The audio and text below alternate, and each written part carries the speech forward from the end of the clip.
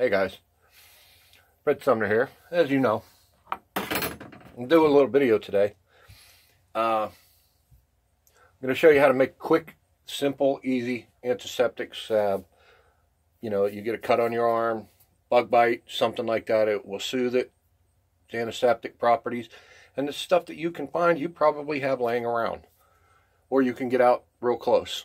So it consists of just two products. You can add to it, but you can't take away from it, then it won't work right. But I'm going to show you, take you out, we're going to do some exploring, we're going to find it, and then we're going to make some salve. So let's go. Now, here we are. This is one of the things, this is a pine tree, and it's right here in my backyard. That's my man cave there. That's where I get banished to when the wife gets mad at me, which is today. So anyway, as you notice, here's a nice big fat pine tree. All right, and it's received some damage here. You can see, nice big ball of pine tar right there, and there's some right there, some sap. So this tree has been damaged by something, probably a bug, because we've had a lot of them in the area killing these pine trees. But I'm going to show you. I'm going to pull this off of here, because this will be more than enough for what I want to make. I'm going to pull this off here. We'll go back in the man cave, and we'll get to it. So hang tight. Okay, now we're back in the man cave. Now, you're going to need a container of some sort where you're not going to be worried about, like a tin can or something like that. Something small that you're not going to be worried about ruining, because this isn't something that you're going to want to, you know, cook in something you're going to eat out of, obviously, because it's pine resin. And that will leave a film and a funky taste on your cooking utensils. So you find something that you're not going to use to drink out of or eat out of or something like that. Make it metal, because glass, you know, will explode. It won't work. So let me find the container that I decide I want to use, and then we'll get to it. Hold on. Okay, I had this little metal bowl here.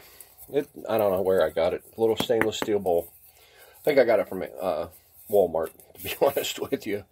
But anyway, you just clean it out. Don't have to be super clean. I mean, you're just boiling stuff. Now,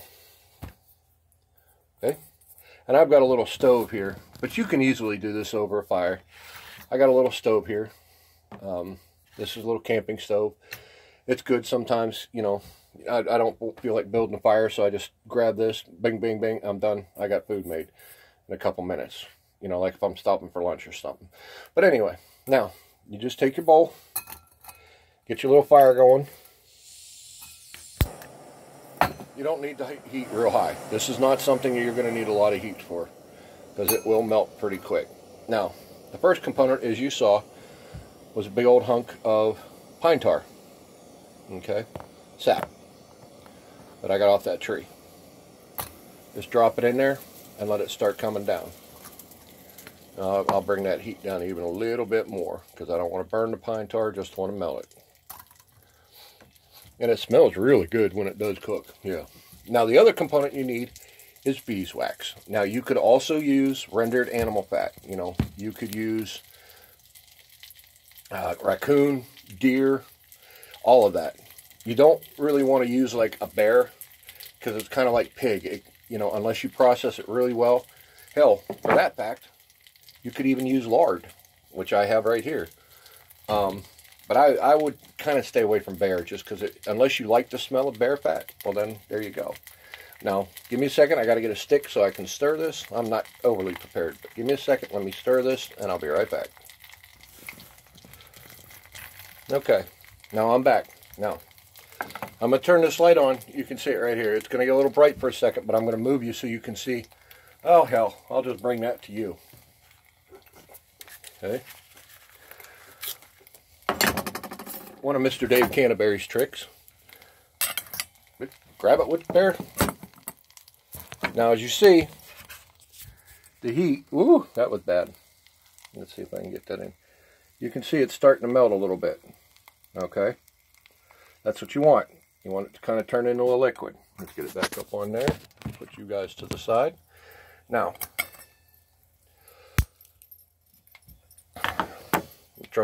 trusty stirring stick. Get it all stirred up, and if it seems like it's getting too hot, take it off the fire. That's okay. Take it off the fire, but you want all of that melted down into a little bit, into that nice soupy consistency. You want it liquefied, and it will liquid out. Okay, you put it back on the fire. There you go. Let it get cooking, and like I said, it smells wonderful.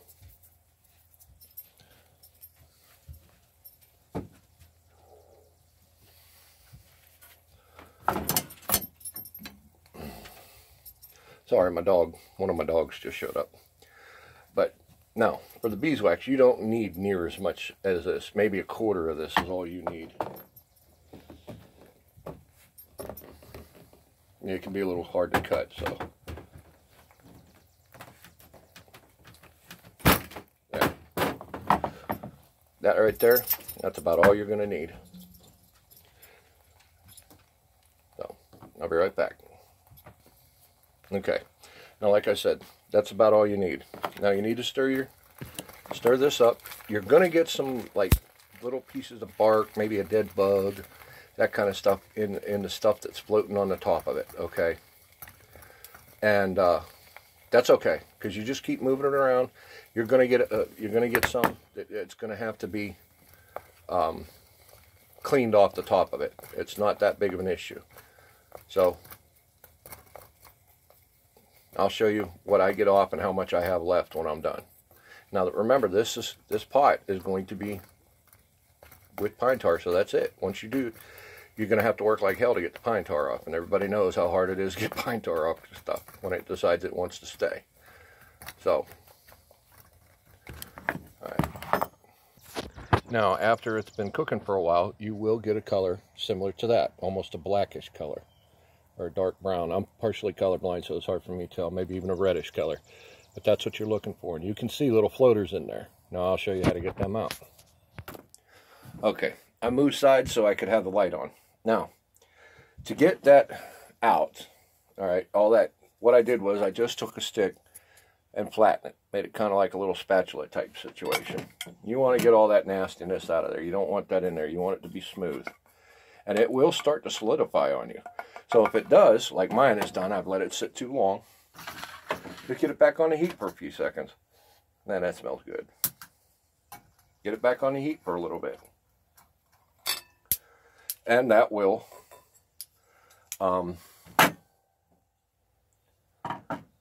heat your tar back up, get to separate it from the liquids and the parts that you really want away from all the impurities, and get the impurities out.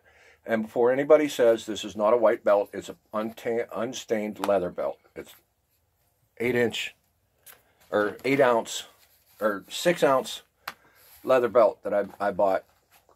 Vegetable tan leather. I haven't stained it yet. I'm going to let Mother Nature do it. As I'm out sweating, the weather hits it, so forth, I'm just going to let it darken naturally. Body sweat, fingering it, the oils, whatever. So, no, it's not a white belt from 1970. And I don't worry about getting every last little bit of impurity out. But like this piece here, this is a big old chunk of bark. So I take that out. Now remember, this is hot. This is very hot, so you got to be careful that you don't burn yourself with it.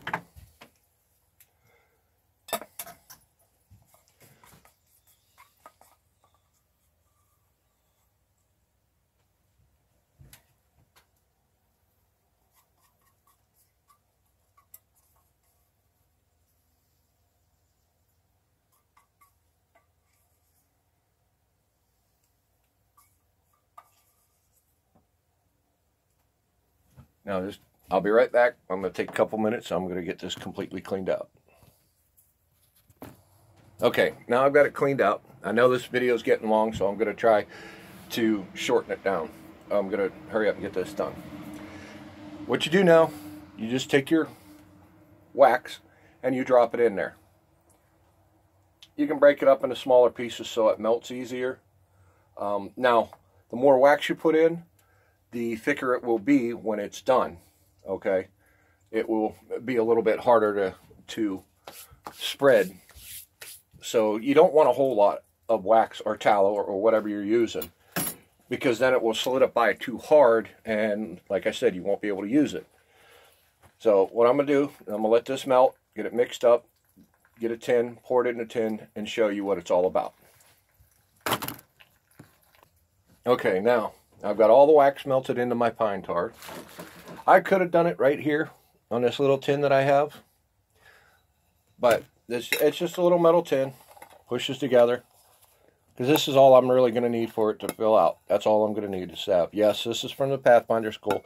It's one of their surefire, or their mini Inferno used to start fires. What I did was I took the mini Infernos out, put them in another container, because I wanted to use this for this project, because I didn't have any of these left that I hadn't used to start make char cloth with.